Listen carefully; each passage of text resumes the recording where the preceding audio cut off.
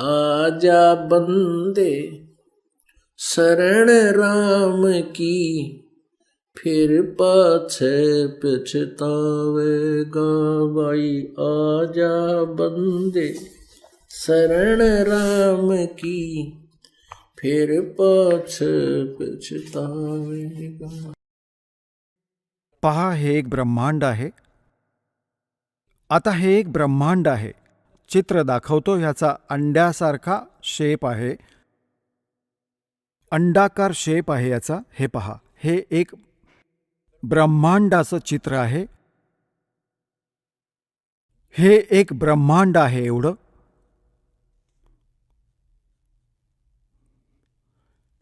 आणि ह्याच्यात काय काय स्थिती आहे बघा. ह्याच्यात काय आहे, खाली हे एक 7 लोक आहेत. हे पाताळ लोक आहे.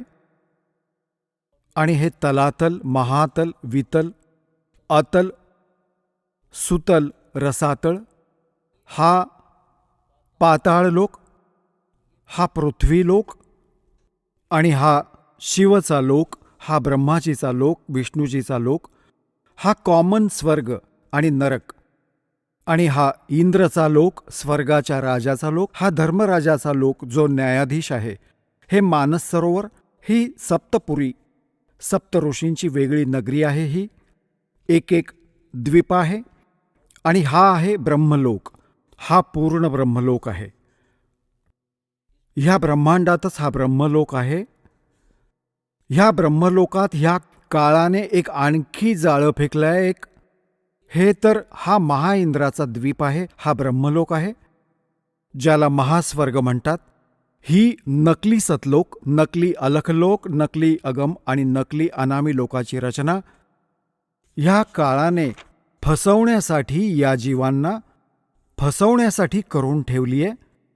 हा दुर्गेचा लोक आहे वेगळा, आणि हा समुद्र आहे बाकी उरलेला. हा सारा समुद्र आहे चोहीकडे. हा सगळा समुद्र आहे.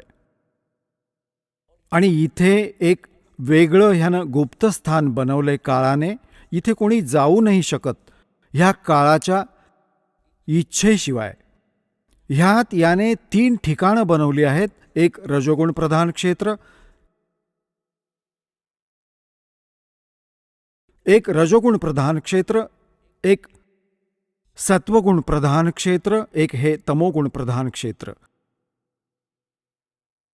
जसं कोणत्या कक्षात, एखाद्या घरात, बिल्डिंगमध्ये, हाऊसमध्ये 3 कक्ष असतात, आणि एका कक्षात लावली असतील ही अश्लील चित्र, आणि दुसऱ्यात लावली असतील साधू, संत, फकीर, महापुरुषांची, भक्तांची चित्र, आणि तिसऱ्यात लावलेली असतील शहीदांची, शूरवीरांची चित्र.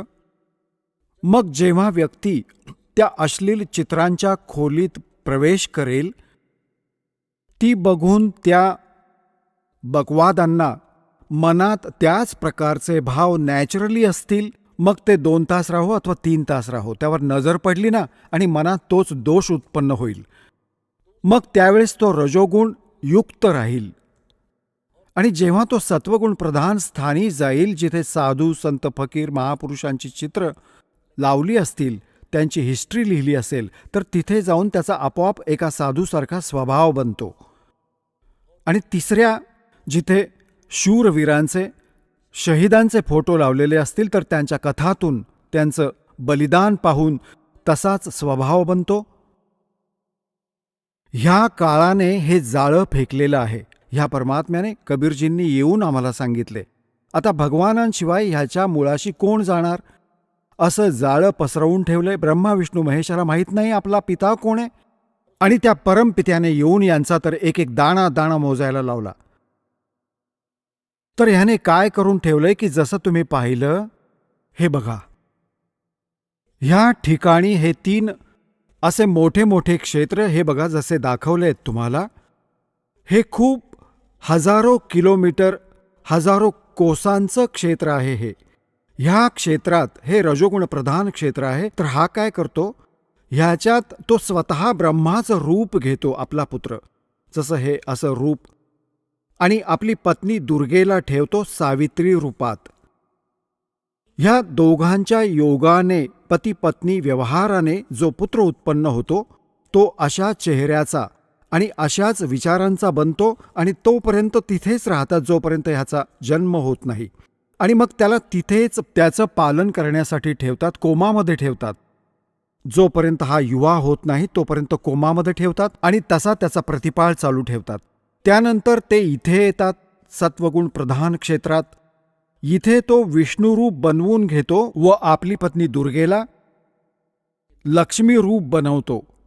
ह्या दोघांच्या संयोगातून जो पुत्र उत्पन्न होतो तो सत्वगुण युक्त होतो आणि ह्याच्यासारख्याच चेहऱ्याचा बनतो.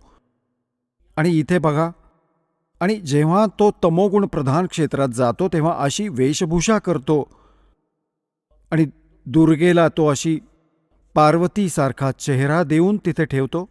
ह्या दोघांच्या संयोगातून जो पुत्र उत्पन्न होतो तो ह्याच्या चेहऱ्यासारखा बनतो. मग ह्या तिघांना तो कोमात ठेवतो आणि मग जेव्हा हे तरुण होतात, युवा होतात, ह्या तिघांना एकत्र करतो. आपण ऐकत होता जगद्गुरु तत्वदर्शी संत रामपालजी महाराजांचे मंगल प्रवचन. निशुल्क नामदीक्षा प्राप्त करण्यासाठी आणि अधिक माहितीसाठी संपर्क करा 7030303951 7030303952. आमची वेबसाईट आहे www.jagadgururampalji.org. सर्व पवित्र धर्मांच्या पवित्र शास्त्रांवर आधारित प्रमाणित अनमोल पुस्तक ज्ञानगंगा किंवा जगण्याचा मार्ग यापैकी कोणतेही एक पुस्तक निशुल्क मागविण्यासाठी आम्हाला आपले पूर्ण नाव, पूर्ण पत्ता, पिनकोड सहित आणि फोन नंबर लिहून 7030303951 7030303952 या नंबरावर SMS करू शकता किंवा आम्हाला 7030303950 या नंबरावर WhatsApp देखील करू शकता.